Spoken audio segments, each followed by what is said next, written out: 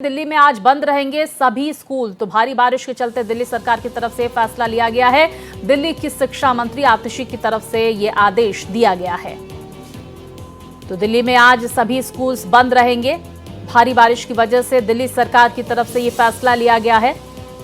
शिक्षा मंत्री आतिशी की तरफ से ये आदेश दिया गया है। तो सभी स्कूलों को बंद करने का आदेश शिक्षा मंत्री की तरफ से दिया गया है। तो देखिए, कल जिस तरह से हमने देखा दिल्ली में मूसलाधार बारिश का दौर देखने को मिला, आज भी बारिश को लेकर मौसम विभाग की तरफ से रेड अलर्ट जारी किया गया है। ऐसे में दिल्ली की शिक्षा मंत्री की तरफ से सभी स्कूलों को बंद करने का आदेश दिया गया है। तो बच्चों को किसी तरह की दिक्कतें ना हो, ये अहम फैसला दिल्ली की शिक्षा मंत्री आतिशी की तरफ से लिया गया है। तो देखिए, देश के अलग अलग राज्यों में जिस तरह से मूसलाधार बारिश का दौर जारी है, कल हमने दिल्ली एनसीआर की स्थिति देखी जहां पर भारी बारिश देखने को मिली। ऐसे में सड़कों पर गाड़ियों की रफ्तार भी धीमी दिखी। आज एक बार फिर से बारिश को लेकर मौसम विभाग की तरफ से रेड अलर्ट जारी किया गया है। ऐसे में देखिए, दिल्ली सरकार में शिक्षा मंत्री आतिशी की तरफ से महत्वपूर्ण फैसला लेते हुए दिल्ली के सभी स्कूल्स को बंद करने के आदेश दिए गए हैं। तो दिल्ली में इस वक्त किस तरह की स्थिति है, इस पर विस्तार से जानकारी के साथ मेरे सहयोगी राकेश हमारे साथ जुड़ गए हैं। राकेश, इस वक्त क्या दिल्ली में अभी भी बारिश हो रही है? क्योंकि स्कूल्स को बंद करने के आदेश शिक्षा मंत्री आतिशी की तरफ से दिए गए हैं, मौसम विभाग ने रेड अलर्ट जारी किया है। आप क्या देख रहे हैं वहां पर? जी बिल्कुल, देखिए, दिल्ली का ड्रेनेज सिस्टम, अगर थोड़ी सी बारिश होती है तो इलाके डूब जाते हैं, चाहे ITO हो, ग्रीन पार्क हो। आपने देखा कल तो अच्छी खासी बारिश हुई है।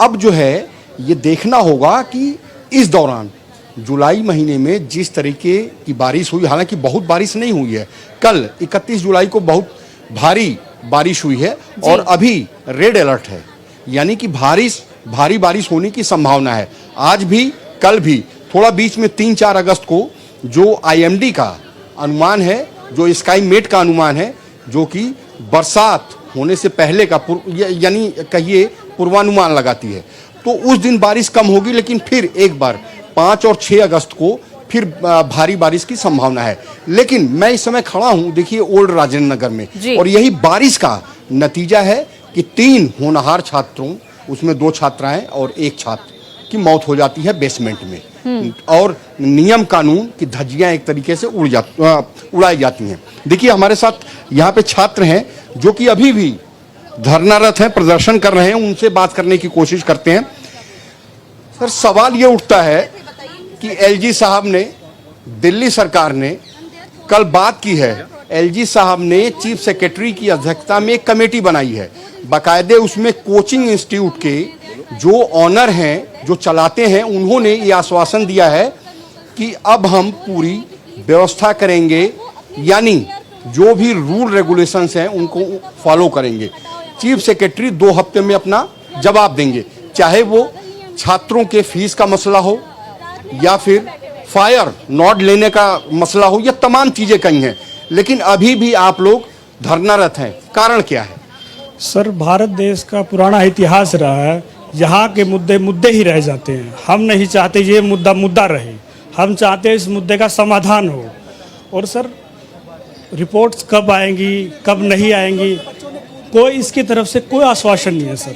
ये सिर्फ उन्होंने एक वर्बली बोला है कि हम रिपोर्ट देंगे।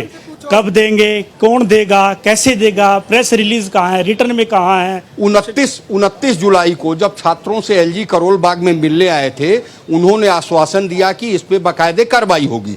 और यही कारण है कि कल जो चीफ सेक्रेटरी की अध्यक्षता में कमेटी बनाई गई है, उसमें कोचिंग्स के मालिक जो चलाते हैं और छात्र तो हालांकि नहीं थे, लेकिन उन्होंने CS से कहा है, चीफ सेक्रेटरी से कहा है कि आगे जो बात होगी उसमें कोचिंग्स के मालिक जो चलाते हैं और छात्र भी रहेंगे, उनकी पूरी सुविधाओं का ख्याल रखा जाएगा। बावजूद इसके, चूंकि मुलाकात हो चुकी है, कल मीटिंग भी हो चुकी है, कमेटी भी गठित हो चुकी है, उसकी अध्यक्षता CS करेंगे, तो अब जो है, अब आगे आप लोगों की मांग क्या है? सर, एक बात बताइएगा, कल आधा घंटा बारिश हुई थी, आधे घंटे में नी तक पानी था मेरे। तो अगर ऐसे ही कंटिन्यू रहा तो हर डेली डेथ होंगी, डेथ कैसे रुकेंगी? हमारा बिल्कुल, ये है। देखिए राकेश, जो एक लगातार छात्र ये कहते हुए नजर आ रहे हैं कि देखिए बारिश का दौर तो दिल्ली में जारी है, लेकिन ड्रेनेज की व्यवस्था जिस बात का आप जिक्र कर रहे हैं, इसको लेकर कोई सिस्टम यहां पर तैयार नहीं किया जा रहा है। कि देखिए इस पूरे बेसमेंट कांड के बाद कमेटी तो गठित की गई, लेकिन कमेटी इस पर क्या महत्वपूर्ण कदम उठाती है ये देखना महत्वपूर्ण होगा। वहीं देखिए अलग अलग राज्यों की क्या कुछ तस्वीरें सामने निकल कर आ रही हैं, हम विस्तार से लगातार आप तक पहुंचा रहे हैं। दिल्ली का हाल मेरे सहयोगी राकेश ने आपको बताया, उत्तराखंड से मेरे सहयोगी अभिषेक हमारे साथ जुड़े हुए हैं। अभिषेक, टिहरी और केदारनाथ में क्लाउड बर्स्ट की घटना कल सामने निकल कर आई, भारी बारिश का दौर लगातार वहां पर जारी है, चारधाम यात्रा के लिए पंजीकरण निलंबित फिलहाल कर दिया गया है। क्या कुछ वहां पर मौसम इस वक्त देखने को मिल रहा है, क्योंकि आज भी भारी बारिश को लेकर रेड अलर्ट जारी किया गया है? बिल्कुल स्वाति, देखिए एहतियातन प्रशासन ने बड़ा कदम उठाया है कि जो रजिस्ट्रेशन है, जो पंजीकरण है चारधाम यात्रा के, उसको रोक दिया गया है। और ये स्थिति इसलिए है क्योंकि जो चारधाम यात्रा है वो बार बार जो है बाधित हो रही है।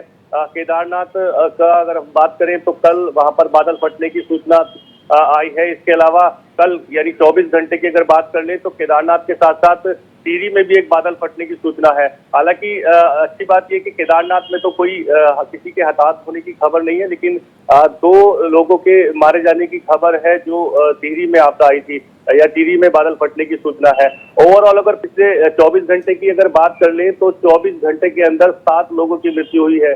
6 जिले पूरी तरह से प्रभावित हैं, देहरादून, हरिद्वार, अल्मोड़ा, चमोली, रुद्रप्रयाग और टिहरी।